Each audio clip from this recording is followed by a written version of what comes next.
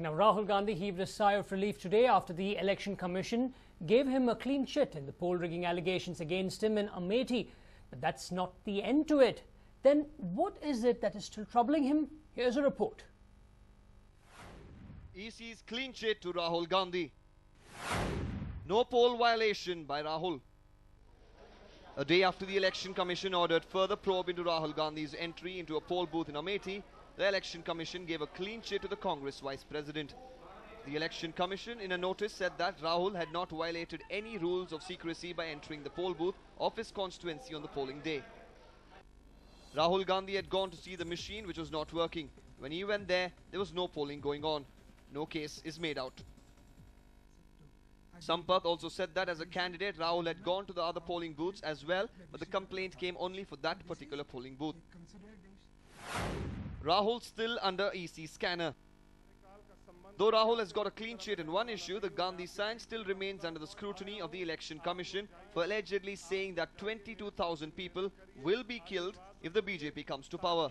Rahul said this while addressing a poll rally at Solan in Himachal Pradesh. The EC has given him a deadline till Monday to reply to his remarks.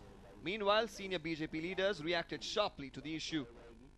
ये बयान जो है वो शुद्ध रूप से समाज में बिखराव पैदा करने, समाज में टकराव पैदा करने और सांप्रदायिकता के आधार पर वोटों के ध्रुवीकरण की कोशिश थी और कहीं न कहीं चुनाव में सांप्रदायिक मोड़ देने का षड्यंत्र था और इसकी हमने शिकायत की थी। चुनाव आयोग ने इसमें कार्रवाई शुरू की है, उस स्वागत योग्य है। You see, the speech given was on 1st of May, where he declared 22,000 people will die if Mr. Modi becomes the Prime Minister. Now, logically, this question remains that from where did he get the figure of 22,000? Is there a plan which he knows of? And is he party? I mean, it's a serious criminal charge, basically. The action should have been taken immediately. On 10th, if you issue a notice, that is politically worthless for the opposition. After the final campaigning came to an end today, now all eyes are on May 12th and May 16th. Though it has been declared that Rahul has not violated any code of conduct by entering the poll booth, it still remains to be seen as to what reply the Congress Vice President will give to the EC on Monday. A News9 report. Now, in a move against tainted government servants and officials in the state, the Chief Secretary of Karnataka has written a letter to all principal secretaries of the state to take strict action against those proved guilty. Now, acting on the initiative of Siddaramaiah, the Chief Secretary of the state has asked for detailed Lokayukta inquiry on those officials against whom the Ombudsman had registered cases of misappropriation. Now, Kaushik Mukherjee, in his letter, has requested the principal secretaries to furnish their finding on ongoing probes against officials to the Lokayukta so that strict and immediate action can be taken against the government servants.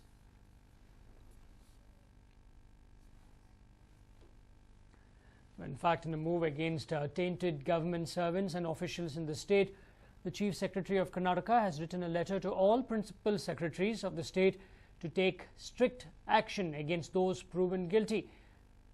Acting on the initiative of Chief Minister Siddaramaiah, the Chief Secretary of the state has asked for detailed Lokayukta inquiry on those officials against whom the Ombudsman had registered cases of misappropriation.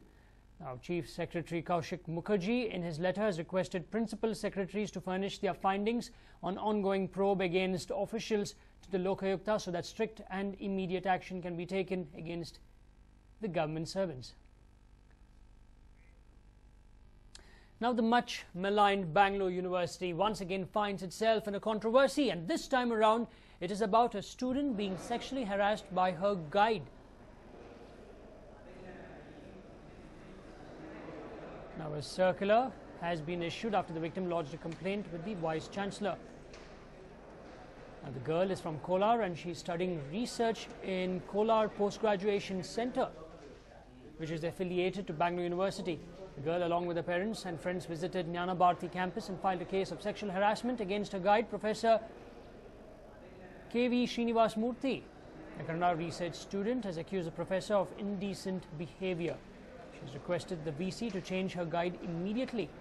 The VC has referred the case to BU's Sexual Harassment Committee. Now, the committee has decided to summon both the girl and the professor and question them separately. Bangalore University has issued a circular in this regard. Now, according to circular, girl research students, lady professors and non-teaching lady staff should stay in the campus after office hours, and in case it is inevitable for them to stay, they only have to take precautions for their safety and security. Now, the state government claims to have zero funds for BMTC but spends thousands of crores on Namma Metro. In a sarcastic response to their double standards, a group of commuters decided to display their disapproval in a very unique way. If you were at the Shantinagar bus stand today, you must have come across a group of people begging for money.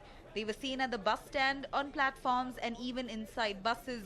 While many did not know how to react, some stepped forward and dropped a coin or two into the bowl. But the money was not for the ones begging. This was a selfless act by the BMTC commuters, hoping to contribute a bit to the apparently broke state government. BMTC bus dara ಜಾಸ್ತಿ ಮಾಡಿದ್ದಾರೆ. Bus ದರ ಕಡಿಮೆ ಮಾಡಲು ರಾಜ್ಯ ಸರ್ಕಾರಕ್ಕೆ ಹಣ ಕೇಳಿದ್ವಿ ಎಲ್ಲರೂ. BMTCಗೆ ಅನುದಾನ ಕೊಡಿ, BMTCಗೆ ಸಪೋರ್ಟ್ ಕೊಡಿ, ಬಸ್ ದರ ಇಳಿಸ್ತಾರೆ ಅಂತ. ಆದರೆ ರಾಜ್ಯ ಸರ್ಕಾರ ಹತ್ರ ಹಣ ಇಲ್ಲ ಅಂತ ಹೇಳಿದ್ದಾರೆ. MLAಗಳು ಫಾರಿನ್ ಟೂರ್ ಹೋಗಕ್ಕೆ ಹಣ ಇದೆ, ಕಟ್ಟಕ್ಕೆ 106 ಕೋಟಿ ಇದೆ, ಆದರೆ BMTC ಕೊಡಕ್ಕೆ ಹಣ ಇಲ್ವಂತೆ ರಾಜ್ಯ ಸರ್ಕಾರದ ಹತ್ರ. ಅದಕ್ಕೋಸ್ಕರ ರಾಜ್ಯ ಸರ್ಕಾರಕ್ಕೆ ಹಣ ಕಳ್ಸೋಣ ಅಂತ ನಾವೇ ಪ್ರಯಾಣಿಕರ ಹತ್ರ ಭಿಕ್ಷೆ ಬೇಡ್ತಾ ಇದ್ದೀವಿ. The recent hike in BMTC fares has left Bengalurians angry and disappointed. The 15% hike has now made it the costliest public transport in the whole country. The state government claims to have zero funds for BMTC but spends crores on Namma Metro constructions. This was their sarcastic way of showing support to the government in order to fund the BMTC.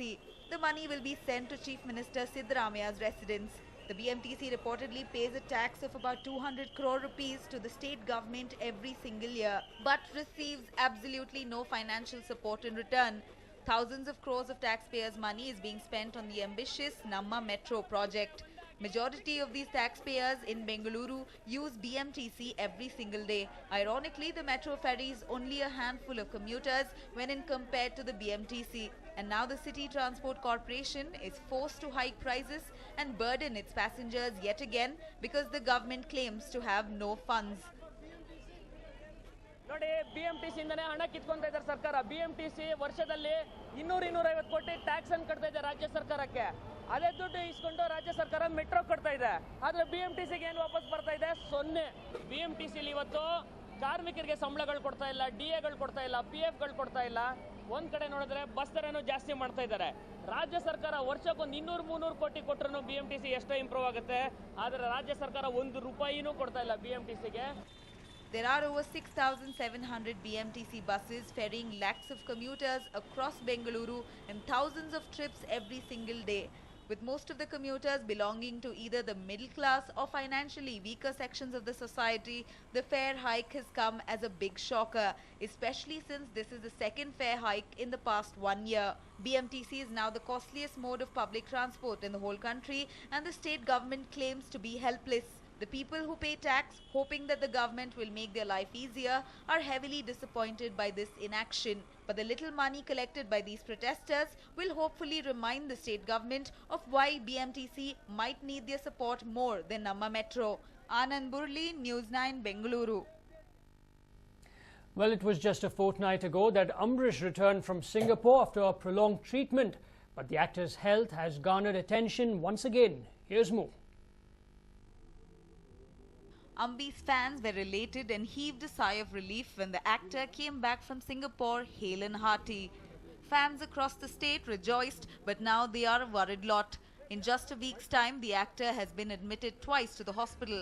Though the doctor and the actor himself clarified that there was nothing to worry about, the fans are not able to digest his frequent visits.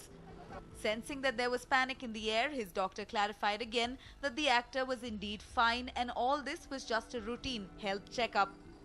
ಏನಿಲ್ಲಪ್ಪ, last time ನಾನು ನಿಮಗೆ ಹೇಳ್ದಂಗೆ ಅಂಬರೀಶ್ ಅವರು routine checkup ಅಷ್ಟೇ ಬಂದಿರೋದು, ಬೇರೆ ಏನಿಲ್ಲ. As a follow up checkup that day he finished his basics and he had gone home. ಈಗ ಬೇರೆ ಇನ್ವೆಸ್ಟಿಗೇಷನ್ಸ್ ಬಂದು ಅಡ್ಮಿಟ್ ಆಗಿದ್ದಾರೆ.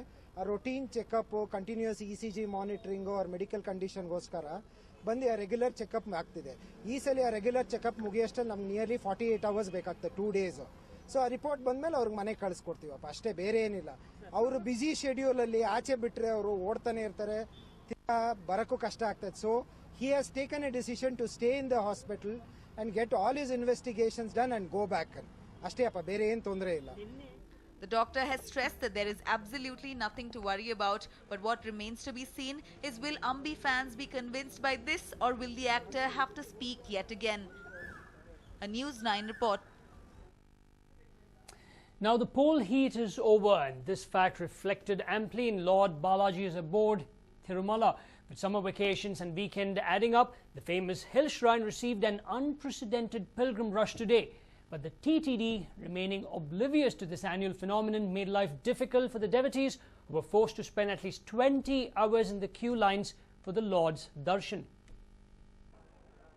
For close to 4 weeks, a largely desolated Tirumala seemed a far cry from his usual demeanour. The election fever gripping the nation was the reason then. The heat and dust have settled down now, and it's time yet again for Tirumala to open its heavenly doors for the thousands of faithful flocking to it. They did turn up in thousands since Friday, but look what the venerated TTD has done. It blinked, blinked and blinked and made the common man suffer in serpentine queue lines bearing oppressive summer heat. The devotees thronging heavily would have been spared of the unwarranted nightmare had the governing board been a bit more sensitive. Despite the anticipation in the air, the TTD failed to take steps to ensure a hassle-free darshan and a less arduous wait for accommodation and Lord's prasadam. The VIPs and most favoured lot under the Lord's nose, as usual, had an uninterrupted and soul-filling experience. But the lesser mortals were made to wait for at least 20 hours in the long queue lines for their turn of darshan. The blame clearly falls on the insensitive TTD for its incorrigible ways. The elections may have played a dampener for the Tirumala turnout in the last few weeks, but the authorities clearly failed to wake up to an impending influx soon after, a phenomenon witnessed during every summer and on all important dates. Vedanarayana for News9, Tirupati.